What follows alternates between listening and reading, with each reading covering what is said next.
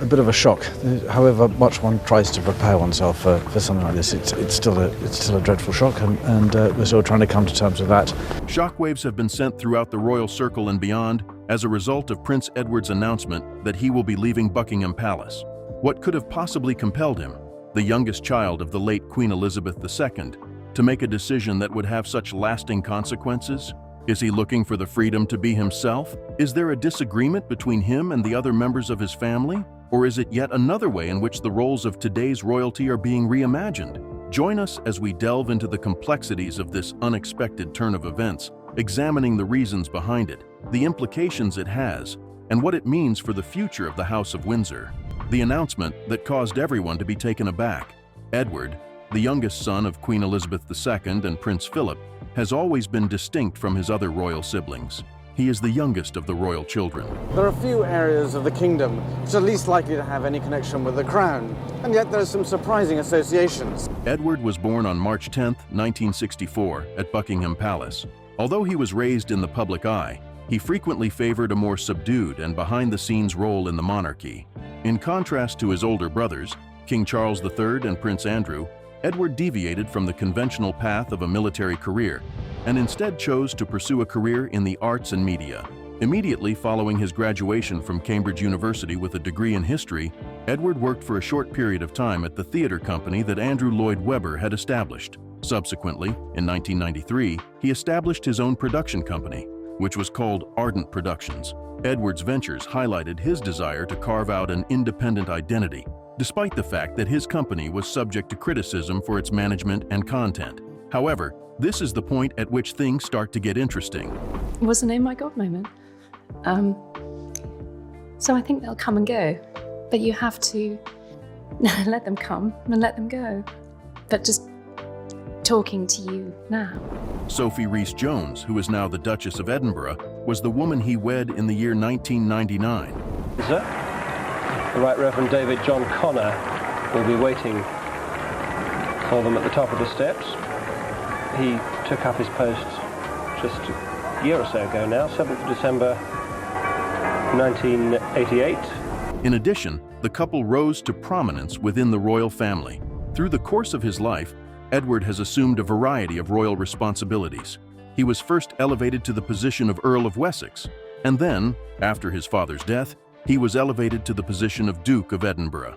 Despite the fact that his role within the monarchy expanded, his demeanor was often understated, which was in stark contrast to the actions of other royals that garnered a lot of attention. There was a sudden announcement made by Prince Edward that he would be leaving Buckingham Palace. This decision came as a surprise to everyone, indicating a change in the development of his royal career. I said, we're out of it. It's much the safest place to be. And do you feel any sadness about how it's played out? Oh, of course, I mean, it's... This kind of behavior on his part is not new, but it is shocking nonetheless. This is due to the fact that Prince Edward, Queen Elizabeth's youngest son, did not pursue a career in the Royal Marines at one point in time, which was a decision that did not only surprise many people, but also broke with the tradition of the family. Edward, who was only 22 years old at the time, had been putting himself through rigorous training in the hopes of becoming a revered Green Beret in the Royal Marines, which is the most elite military unit in the United Kingdom.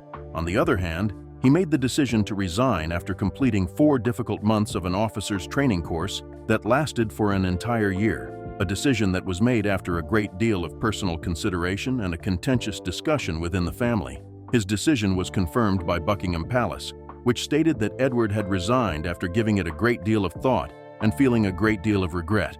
He had come to the conclusion that the Marines were not the appropriate organization for him to pursue his hopes and dreams for the future. Additionally, the palace stated that there would be no announcement regarding his plans in the near future. After attending a meeting over the weekend at the Sandringham estate in Norfolk, which is owned by the royal family, Edward decided to resign. At that location, he presented his argument during what was reportedly a contentious discussion that included the Queen, his father, Prince Philip, his older brothers, Prince Charles and Prince Andrew, as well as Princess Diana. Despite the fact that it was reported that none of the family members had supported his decision, Edward remained steadfast and explained that continuing to work in a profession that he did not enjoy would result in him being trapped. Shortly after this meeting, Edward went back to his training base in Limestone, which is located in the southwestern region of England. There, he formally handed over his resignation and uniform to his commanding officer. It was reported that Prince Philip, who is a member of the Marine Corps and holds the honorary title of Captain General, was particularly pleased with the situation. Some people had the impression that the decision was a rejection of the strong military tradition that had been passed down through the family. This was due to the fact that Edward's father and both of his brothers had been commissioned in the Royal Navy. It was the week before the prince's resignation that London newspapers brought attention to his predicament, which is when the prince's struggle became public knowledge. A survey that was carried out during that time period revealed that the majority of people in the United Kingdom believed that Edward should be permitted to leave if that was his wish.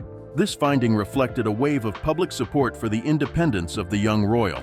Who would choose to abandon a course of action that is so deeply ingrained in the legacy of their family?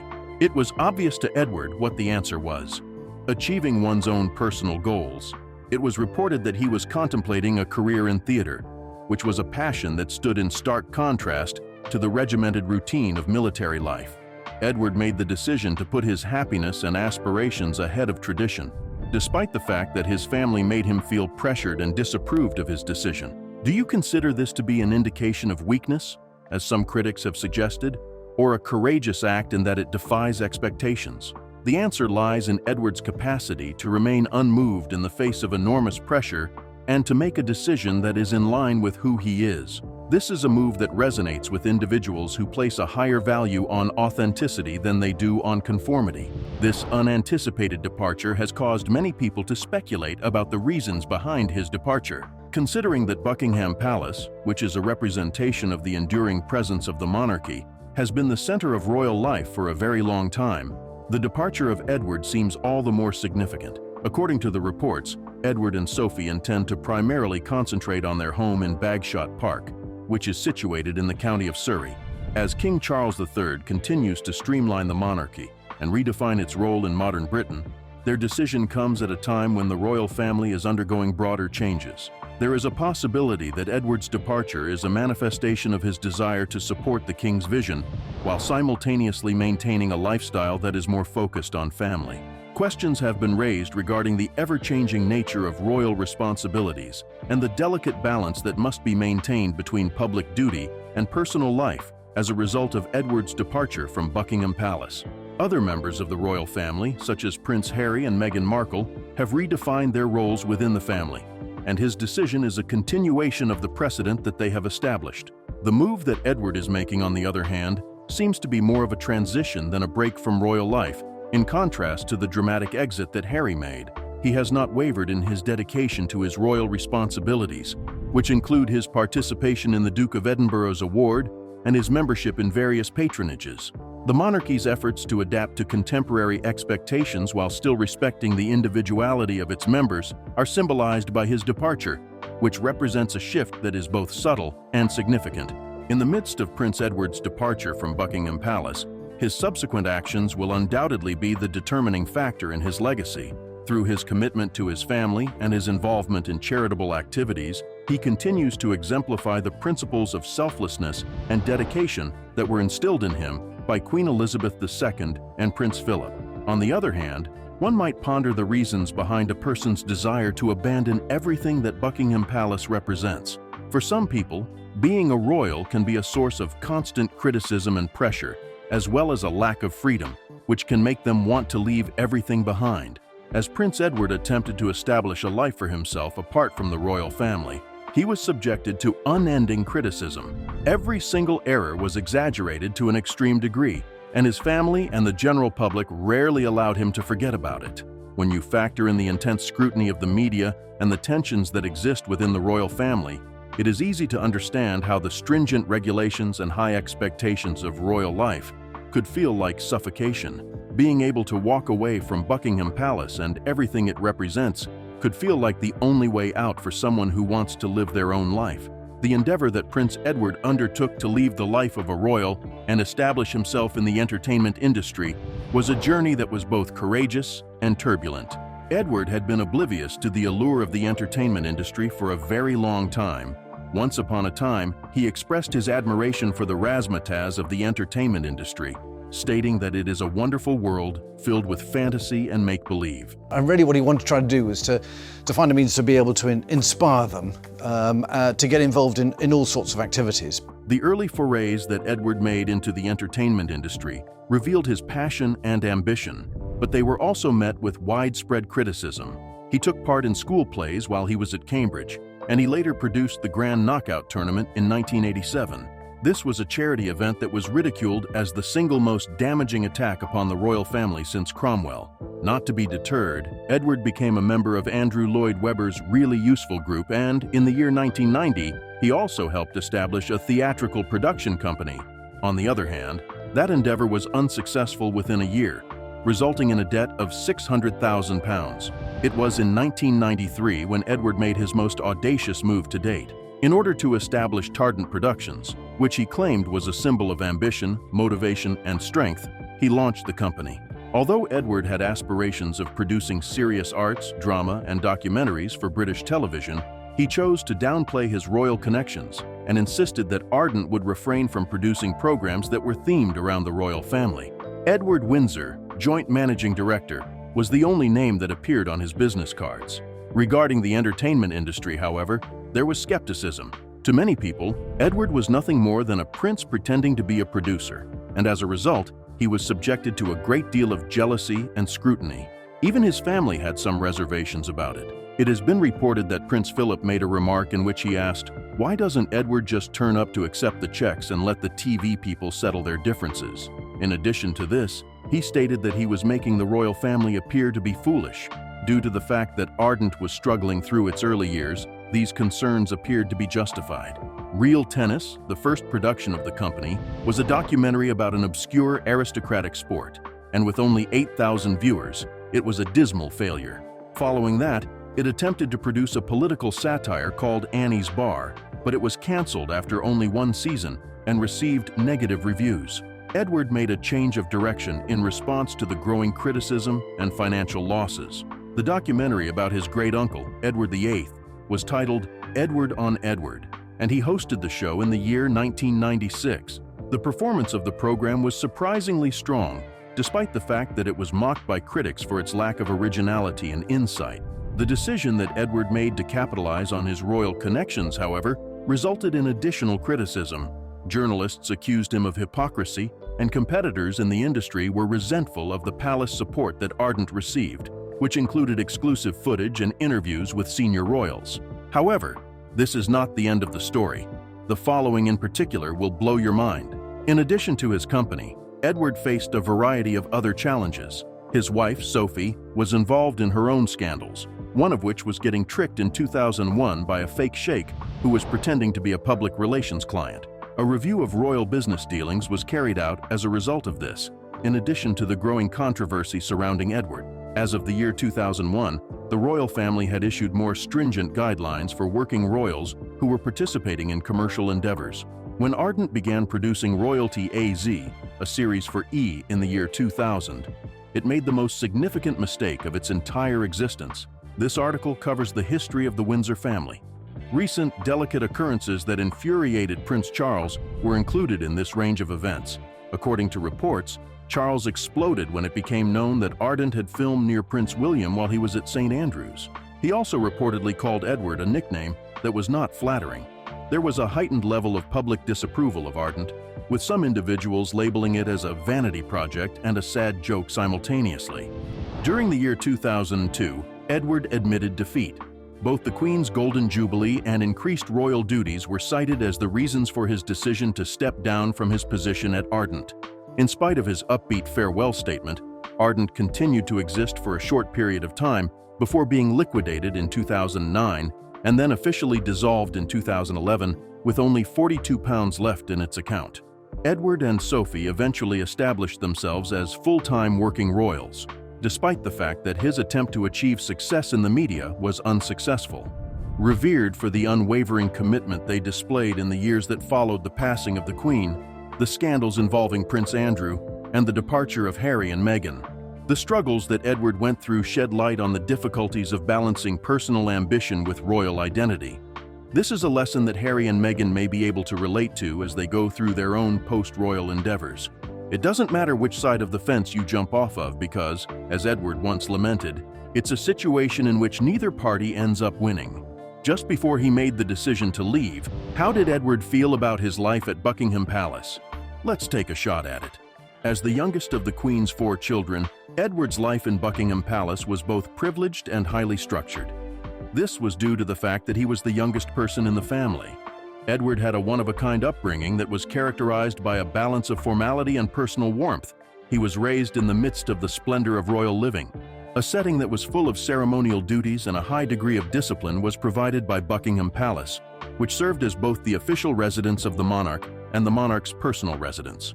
Despite the fact that Edward and his siblings, Charles, Anne, and Andrew, were being cared for by a staff of nannies and staff members, their parents were also providing them with close attention.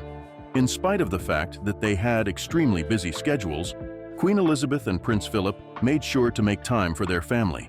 They frequently gathered in the private quarters of the palace for meals or evening conversations. During these formative years of Edward's life, he was frequently seen spending his days playing in the expansive gardens of Buckingham Palace. However, he also had to deal with the significant set pieces that were associated with state visits. Edward received encouragement to pursue his academic and artistic interests while he was a guest at Buckingham Palace. Prior to continuing his education at Gordonstoun School in Scotland, where he followed in the footsteps of his father and brother, he received his education in a private setting.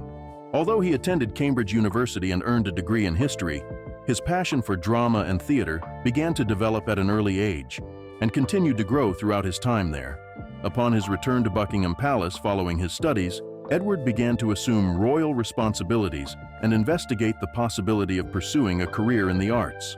A brief stint with the Andrew Lloyd Webber Theatre Company came before he established Ardent Productions, a company that specializes in the production of television shows from scratch.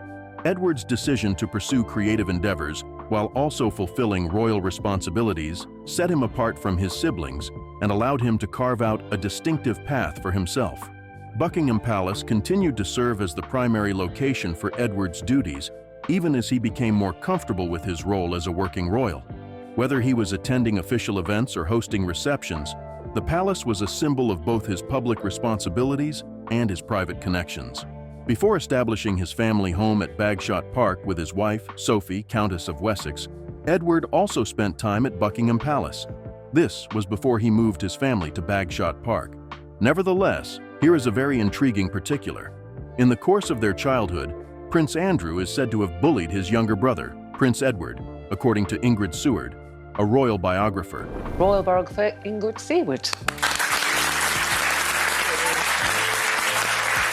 Very good to see you, and your wonderful book is out on Thursday, which we'll come to in a moment. Despite the fact that Andrew was a dominant individual, Edward eventually outperformed him by excelling academically and socially at Gordonstoun, the secondary school where they both attended. After Edward became a head boy and earned a spot on the cricket first 11 team, he surpassed Andrew in terms of his accomplishments. Seward, who was the editor-in-chief of Majesty magazine at the time, chronicled the relationship between the two princes in her book titled Royal Children, which was published in 1993.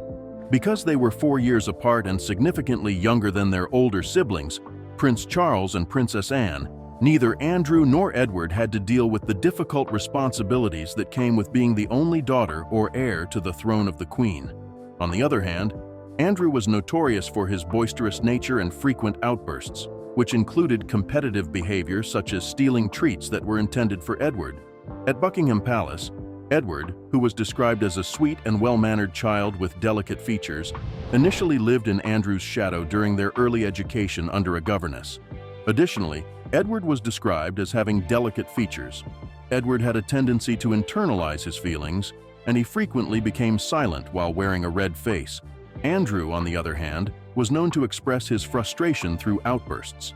Edward distinguished himself at Gordonstoun as they grew older while they were there, achieving success in athletics, theater, and leadership, while Andrew's path took a different direction.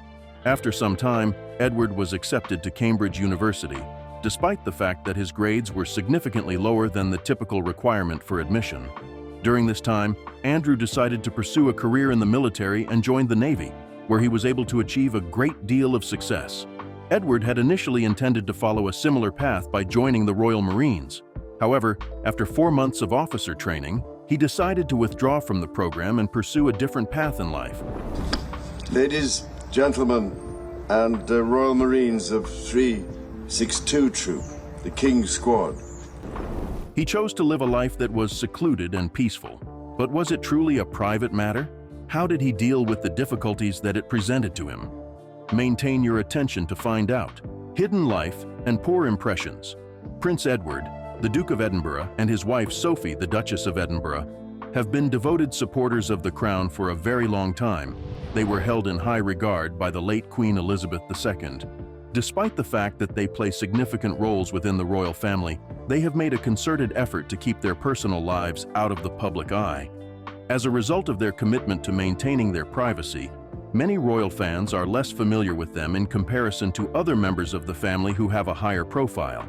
In spite of this, Edward is not at all a mystery. Over the course of his life, he has undertaken a growing number of responsibilities, eventually becoming an integral part of the royal family.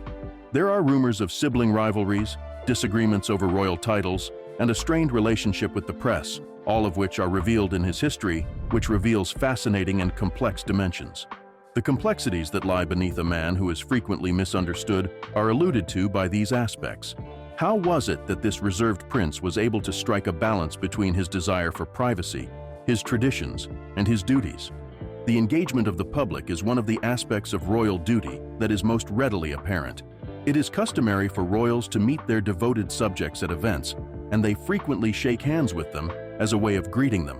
Queen Elizabeth II, who desired to have a more personal connection with her subjects, is credited with popularizing the practice of walking around and mingling with members of the public, which is known as a walkabout. Due to the fact that royals such as Princess Diana and Kate Middleton adopted the practice over the course of time, this eventually became seen as an expectation. Nevertheless, Edward has made the decision to depart from this standard. While he is waving and speaking to crowds, he does not shake hands. He explains that this technique enables him to communicate with a greater number of individuals within the time that is available. The choice he made, despite being sensible, certain parts of the media, news media, would portray of him being slightly sort of irascible was always an unfair depiction. But that was only that because he used to give them as good as he took. Highlights his one-of-a-kind approach to royal duties, which strikes a balance between personal efficiency and adherence to tradition. This desire for equilibrium and discretion is also reflected in Edward's personal life, particularly in his relationship with Sophie. It was in 1987 when the couple first met at Capital Radio, where Sophie was working in public relations at the time. This was the beginning of their story. A number of years later, when Sophie was in charge of publicity for a charity tennis event that Edward was organizing, they were able to reconnect. Over time, their connection deepened, and they started dating in private, away from the scrutiny of the public eye. The press eventually found out about their relationship, despite the fact that they failed to prevent it. In response, Edward made a direct appeal to the media, requesting that they respect his privacy as well as the privacy of Sophie, whom he wanted to shield from intrusive coverage. As the relationship became more widely known, Sophie started accompanying Edward to events that they attended together. However, the couple chose to defy the pressure from the public to hasten their engagement and instead waited 6 years to get married. And did you respond with a positive answer right away? Withholding titles, fights about Prince Andrew, and jealousy over a special relationship with the Queen. King Charles isn't thrilled with his youngest brother, Prince Edward. Following his observation of the tumultuous relationships that his older siblings had, Edward was resolved to steer clear of the same mistakes that they had made. By taking such a cautious approach, he demonstrated his dedication to establishing a solid foundation for their future together. Edward's early years were marked by a number of instances in which his efforts to mask his private life were unsuccessful. Certain individuals were left with a negative impression as a result of his rare television interview regarding his relationship with Sophie, which was intended to calm public speculation. His assertive statements about his desire for privacy were taken by some as an indication of his arrogance. During one point, he made it clear to the reporters that they should keep their own business when it came to his decision to propose. Many members of the public were turned off by his tone, despite the fact that his frustration was understandable. On March 10, 2023, Prince Edward and his wife Sophie made their first public appearance after attaining their new titles as the Duke and Duchess of Edinburgh. This was their first public appearance together. A gathering of members of the Ukrainian community took place outside of the city chambers in Edinburgh, where the couple was meeting. Despite the fact that their graceful transition into their new roles has delighted royal fans, it has also given rise to concerns regarding Prince Edward's health. Of course, that is not all. It was observed that Edward appeared to have lost a significant amount of weight, which caused some individuals to be concerned that he might be ill. According to Oh My Mag, which was cited by MSN News, a Twitter user posed the question, "Is the Earl of Wessex sick? He has suddenly shed a significant amount of weight." A number of other people concurred, pointing out that he was becoming increasingly slim. There were a variety of hypotheses, ranging from illness to the effects of pressure or grief. Even though there is widespread concern, no official sources have indicated that Edward is ill. This is despite the fact that Edward had lost both of his parents in a relatively short period of time. According to the German publication Bunty, Buckingham Palace gave them the assurance that everything is fine and that Prince Edward is fine, despite the fact that they did not provide any concrete proof to support this statement. Due to the fact that Prince Edward was celebrating his 59th birthday in March of 2023, King Charles bestowed upon him the title of Duke of Edinburgh. Earlier in his life, Edward was officially known as the Earl of Wessex. There was a significant amount of emotional weight associated with the title of Duke of Edinburgh, which was held by their late father, Prince Philip, for more than 7 decades. The fact that Queen Elizabeth had reportedly promised the title to Edward before she passed away encouraged many people to believe that he would be the one to inherit it. On the other hand, the procedure was not easy to understand. In the beginning, King Charles was thinking about reserving the title for his granddaughter, Princess Charlotte, as part of his plan to modernize and reduce the size of the monarchy. According to reports, this decision was detrimental to Edward, who has been a devoted supporter of Charles, particularly during the time when their brother, Prince Andrew, was involved in controversy. Although Charles ultimately made the decision to honor his younger brother, there are some sources that speculate that he may have arranged for the title to be returned to the crown after Edward's death. This would have been preferable to passing it on to James, Edward's son, who is now the Earl of Wessex. It is indeed interesting to note that Edward's earlier title choice reflected his individual preferences. On the day of his wedding in 1999, Edward made a request to be given the title of Earl of Wessex rather than a dukedom being bestowed upon him. Edward reportedly asked the Queen for this one-of-a-kind title after being inspired by the character Lord Wessex from the film Shakespeare in Love. The Mirror reports that Edward was inspired by the character. Edward was the first of the Queen's sons to not hold a dukedom during that time period, and the Queen complied with his request. Immediately following their marriage, Edward and Sophie began pursuing careers in the private sector, in addition to their royal responsibilities. However, by the year 2002, they had made the transition to full-time royal roles during the year that the Queen celebrated her Golden Jubilee. Over the course of her life, Sophie has devoted her efforts to promoting programs that are beneficial to women and children, while Edward has been a champion of the arts through his royal contributions. Since Edward and Sophie have been elevated to the position of Duke and Duchess of Edinburgh, they have assumed even more significant responsibilities. In the same way that Prince Edward is following in his father's footsteps while continuing to carve out his own unique path in royal service, their work demonstrates the legacy that Prince Philip has left behind. On the other hand, people's opinions of Edward and Sophie have become more lenient over time. Respect and admiration have been bestowed upon them as a result of their unwavering commitment to their royal responsibilities and their long-lasting marriage.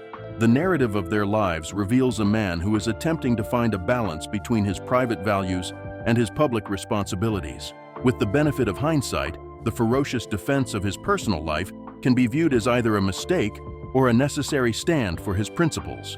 It is possible that both were true, illustrating the complexities of a life that is constantly observed by the public. Should you find yourself in Prince Edward's position, would you be willing to abandon everything in order to pursue your own life path? In the comment section, I would appreciate it if you could share your responses, thoughts, and opinions.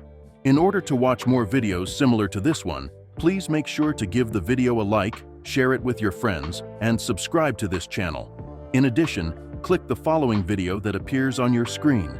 You are going to take pleasure in it.